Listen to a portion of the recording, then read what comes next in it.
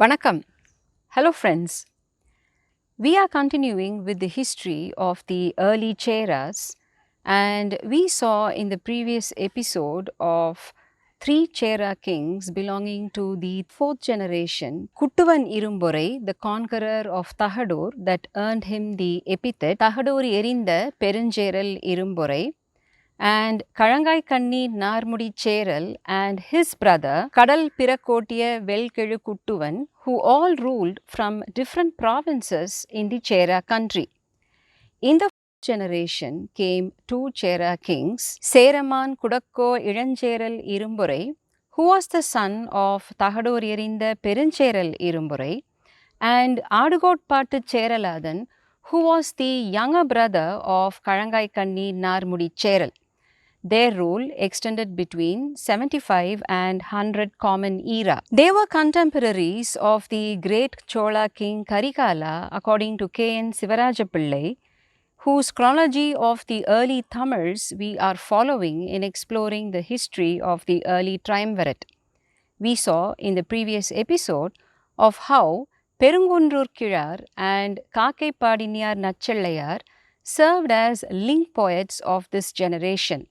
Thus, Perungundur Kirar, who sang the praise of Karigala's father, also sings the praise of Irancheral Irumburai, and the poems sung by him have been compiled to form the 9th canto of the Paditruppathu. They talk about the military exploits of this king, and Paditruppathu, one of the Pathupattu works, forms an important and major source of early Chera history. 10 songs compiled into a canto each on 10 kings, the first and the last cantos have been lost to us. KNS shows how even the ordering of the cantos is not arbitrary, but places the descendants of Udiyan Cheral in the 1st to 6th canto and the descendants of Anduvan Cheral forming the 7th, 8th and 9th cantos. Irancheral Irumburai ruled from Kudanadu, which was to the northern side of the Chera country, with his capital at a place called Naravur. Now, this Naravur has been mentioned in the Periplus of the Erythraean as Naura, and Pliny mentions it in his works as Nithris. Situated on the banks of the river Naravu, which was later Sanskritized to Netravati, the place lay to the north of Tindis, that is Tondi, and KNS identifies this place with today's Mangalore. After his father Perunjeral Irumburai passed away, Irancheral Irumburai became king. Soon after he ascended the throne, taking advantage of his young age, the Chola and Pandya princes of that time seem to have joined hands with Vichiko, the ruler of Vichy Hills that was part of the Kongu country lying to the north of the river Kaveri. This Vichy Malai is identified with Pachai Malai in the Tiruchi district by Avai Duraisamy Pillai in his Sera Mannar Varalaru. He points out how there was a Vichiyur at the foothills which was divided into Peruvichiyur and Siruvichiyur. While Peruvichiyur eventually disappeared off the map, Siruvichiyur continues to exist today, but its name has changed to Siruvachur. Irancheral defeated this coalition with the help of the Porayar and the Kongar tribe, who were subordinate tribes of the Cheras. And in Paditruppathu, Perungundur Kirar sings of this victory and of how Irancheral Irumburai looted a lot of treasure from these enemy kings, brought them home and made solid gold bars and gifted them to the soldiers who fought by his side as well as his court poets. Naadu Adipaduthalin Kollai Maatri, Azhal Vinai Amainda Nizhal Vidu Katti. Kattalai Valipa Nin Thane Udavi goes the line. Here, Nizhal Vidu Katti meaning golden bars. In another important Paditruppathu poem, Perungundur Kirar praises all the ancestors of Irancheral Irumburai. Paditruppathu poem 88, which goes by the title Kal Kal Kavanai meaning stone throwing catapults. These huge catapults were one of the important weapons in those ancient armies. The poem goes, வையகம் மலர்ந்த தொழில் முறை ஒழியாது கடவுள் பேரிய காணமொடு கல் உயர்ந்து. In this large world, where the tall Vindhya mountains are named after the forest goddess Kottravai, and the land surrounded by clear waters, you come from a lineage of kings who made this country prosper. Porumuran eidhiya Kazhuvul Puram Petru Nama Mannar Thuniya Noori, it continues, your ancestors vanquished their enemies. Their warriors with spears cut down the sacred Kadamba trees of their enemies and hacked them to pieces. This referred to the vanquishing of the Kadambas by Imayavaramban Nedunjeraladan. Porumuran eidhiya Kazhuvul Puram Petru referred to Perunjeral Irumburai, who defeated a chieftain by the name Kazhuvul. Nama Mannar Thuniya Noori Kaal Val Puravi Andar Otti Sudarvivahe Nannan Theithu. In a massive battle, he felled many ferocious kings, chased wild herders with strong-legged horses, and cut down Nannan's sacred Vahe tree with bright flame-like flowers. This obviously referred to the victory of Narmudi Cheral over the king Nannan. Kuruthi Vidirtha Kavavuchotru Kundrodu Urigelu Marabin Ayirai Parayi. They mixed the blood of enemy kings with rice according to fierce traditions and spread the big heaps of rice on the Airai mountains where resides the goddess Kottravai. Now this referred to the victories of Palyanai Selkelu Kuttuvan, Vendarum Velirum Pinvandu Paniya, Kottram Eidhiya Periyor Maruha.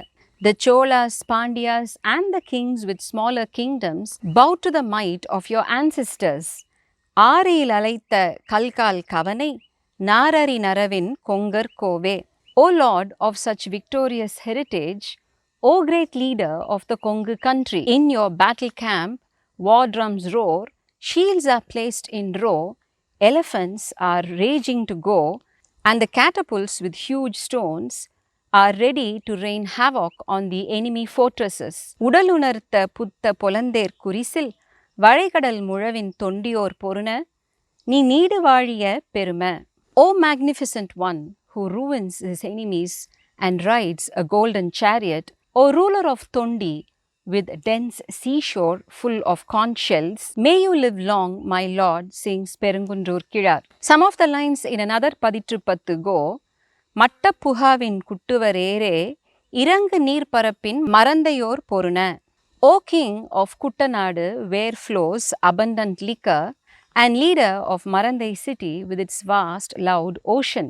Venpu வேளையொடு சுரை தலை மயக்கிய விரவமொழி கட்டோர் வயவர் வேந்தே. O great warrior king, with your battle camp filled with vines and creepers, there you are in the midst of soldiers speaking different tongues. This shows how the king recruited into his army fallen soldiers from enemy camps who spoke different tongues and came from neighboring territories. Now coming to the contemporaneous Chera king who ruled along with Ilancheral Irumburai from a different region, Adugodpattu Cheraladan, the younger brother of Narmudi Cheral. According to Canis, this king probably derived his name from the practice that he had of performing a war dance in the battlefield after his victories, as is evidenced by several references in the Paditru.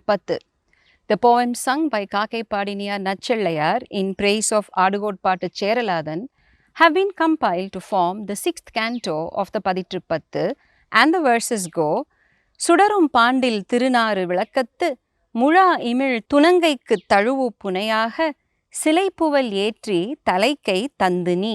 In the glowing light from a pandil lamp with music and loud drums forming the background, with the strength of a roaring bull, you extend your hands and embrace and dance with the Tunangai girls. Valampadu murasam tuvaippa வாழ்வுயர்த்து இலங்கும் பூனன் பொலங்குடி உழிஞையன் மடம் பெருமையின் உடன்று மேல் வந்த வேந்து மெய்மறந்த வாழ்ச்சி வீந்துகு போர்க்களத்து ஆடும் கோவே. Go the lines in another poem. He dances in battlefields where victory drums roar loudly after slaying an invading, ignorant and arrogant enemy king. Wearing bright gold ornaments and the ulingai flowers, he who raises his sword to vanquish his enemy kings dances in abandon. Irum panam pudayalodu vankazhal sivappa, kuruthi panittum pulavu kalathone, துணங்கை ஆடிய வலம்படு கோமான். The king who wears his large palm garland the palm flower, the panampu, being the royal insignia of the Cheras, whose anklets have turned red from the blood flowing in the battlefield. He performs the Tunangai Kuthu in the flesh-stinking battlefield. But here, the Padiham at the end of the 10 poems, a later insertion by the redactor, gives a very absurd meaning. Unfortunately, the term Adugol also meant stealing goats, and KNS shows how later day mythmakers invented a ridiculous story of Cheraladan capturing a flock of sheep and brought it into all its details in this Padigam. Dandaranyathu kolpatta varudayai தொண்டியுள் தந்து கொடுப்பித்து பார்ப்பார்க்கு கபிலையோடு குடநாட்டு ஓரோர் ஈந்து. He brought the goats that he had seized in the Dandakaranyaka. Now this was a dense forest that lay to the north of the Tamil country. He brought them to the regions of Tondi and distributed them to the Brahmins who lived there. And as if to make the gift of sheep acceptable to these Brahmin donis, he gifted them a village each from the Kudanadu province along with some cows. KNS asks, and I quote, "How incongruous that a great king like the then Chera sovereign should go all the way to Dandakaranya to wage war for a flock of sheep, and how still more incongruous that such a petty incident should have been considered dignified enough for perpetuation in the cognomen of the king."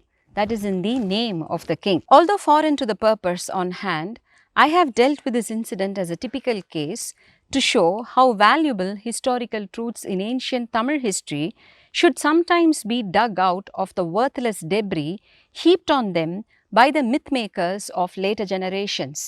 He criticizes scholars who came much later and passed this on as serious history for being so uncritical in examining literary data. Tamil scholars seem to have simply accepted what their predecessors had written down, thereby perpetuating false history through generations. For instance, even an erudite scholar like Avai Duraisamy Pillai narrates this incident of stealing goats in his Chera Mannar Varalaru. In the 9th canto that sings the praise of Ilanjeral Irumburai 2, the Padigam at the end, introduced by the late redactor, that begins with the words Mandira Marabin Devam Peni, talks of how the king worshipped magical gods, engaged prohithers to perform rituals in accordance with tradition to protect his people, totally out of sync with customs that prevailed in that bygone era, as attested to by the Sangam poems themselves and, more importantly, by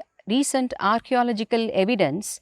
Dr. Cherian, who was the lead archaeologist of the Pattanam project, talks about how out of the thousands of relics excavated from Pattanam, that is the famed Chera port of Musiris, there were hardly any markings of religious bearings. Same was the case at Kiradi, proving that by and large the Tamil society of the Sangam era was a secular society. These Padigams seem to mischievously reiterate that the Brahmin priesthood had attained a place of importance in the king's court even during those early times in history. So by these false interpolations, the redactor attempts to impose an alien culture that had taken hold of the kings during the medieval times on their earlier ancestors. The 10 beautiful poems of the 6th canto of the Paditruppathu, sung by Kakai Padiniyar Nachallayar in praise of Adugotpattu Cheraladan, give a deep insight into the influence and role that these early poets had as advisors to the king. If we were to sample just one situation, remember in the previous episode we saw how Narmudi Cheral defeated Nannan and drove him out of the Chera territories. The descendants of Nannan held a grouse towards the Cheras and decided to join hands with the Sadakaranis, who were ruling further north on the banks of the river Vaniyaru in the provinces bordering Vanavasi, and engaged the Cheras in war. The furious Cheraladan marched into Konganam with a huge army, but before he could wage war, the descendants of Nannan realized their folly, and to avoid destruction of their lands, they surrendered to the Chera king, offering him lavish tributes. But Cheraladan's anger was not subdued by this, and he was raging to go to war. Now, at this critical juncture steps in Nachallayar, and she sings, "Selvar selva சேர்ந்தோர்க்கு அரணம் அறியாது எதிர்ந்து துப்பில் குறையுற்று பணிந்து திரை தருபன் இன் பகைவராயின் சினம் செலத் தனியுமோ வாழ்க நின் கண்ணி." Selvar Selva, O King of Kings, சேர்ந்தோர்க்கு அரணம், you are the protector of those who surrender to you. நின் பகைவர் அறியாது எதிர்த்து, enemies who opposed you out of sheer ignorance, துப்பில் குறையுற்று, their strength and resolve weakened, பணிந்து திரை தருப, humbled into submission, they shower you with lavish tributes. Sinam selat taniyumo, will your rage subside? பாடுசால் நன்கலம் தருவோம் நாடு புறந்தருதல் நினக்குமாறு கடனே. The land of your enemy countries who seek your protection and forgiveness are as much as yours, and it is your duty to protect them. Thanks to her timely interference, Cheraladan spared Konganam and marched further on to the territories of the Sadakaranis and routed them. Several such instances are captured in the beautiful verses of the wise Nachallayar. In one situation, the poet going on to assuage the queen who was upset with Cheraladan for his transgressions. Paditru talks of how Nedumporai Nadu and Meekongu Nadu were brought under the rule of the Cheras during the time of Cheraladan. Nedumporai Nadu, situated in the upper reaches of the Western Ghats, and Meekongu Nadu, denoted Erode and its surrounding territories, points out Avai Duraisamy Pillai. Cheraladan subdued the Malavar and brought these fearsome warring tribes into his army and won their loyalty. Of course, the poems also talk about the munificence of the king, and one of the poems is sung by Nachallayar as an Aatrupadai, wherein she guides a Viraliyar, a dancing girl, to the king to enjoy his patronage. Nachallayar thus was a true friend, philosopher and guide of her patron king. A bond of trust existed between many a Sangam poet and their patron kings, a bond that was soon to be broken by an incoming Aryan priesthood. We will continue to explore the rule of the early triumvirate in the coming episodes. Vanakkam.